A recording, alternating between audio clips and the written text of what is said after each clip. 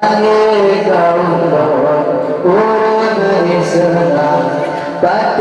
ajaran Muhammad Nabi, membeda ikut sahabat jamaah, kaum bid'ah kaum wahabi, membeda ikut sahabat jamaah, kaum bid'ah kaum wahabi. Bangku nusubah dibenci kata urau jemaah ada azan sekali, balikin banyak jika harta untuk ingat kurang mati, balikin banyak jika harta untuk ingat kurang mati.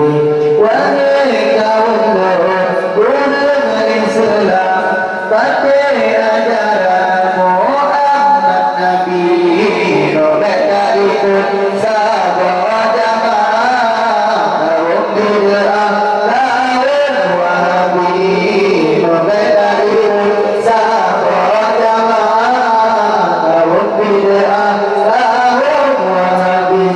Biar kubur jika khurafah, jika harta dapat jauhkan duri, bagi pun yang salah hanya sesuai dengan sunnah Nabi, bagi pun yang salah hanya sesuai dengan sunnah Nabi.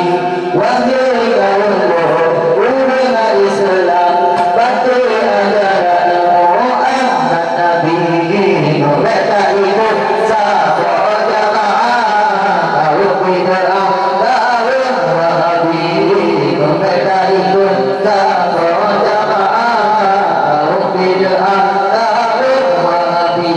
Bangku nusubah dibenci kata urau jemaah ada azan sekali, balikin banyak jika harta untuk ingat kurang mati, balikin banyak kena rumah untuk ingat kurang mati.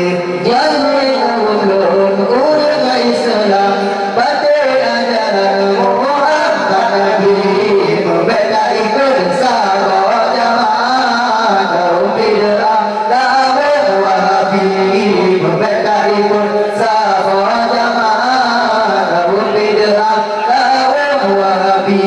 Jika ulama hana ajaran urau dan dapat jikun pun Nabi, jangan bertanya wahai raga, dan sampai sabar dan bersyukuri, jangan bertanya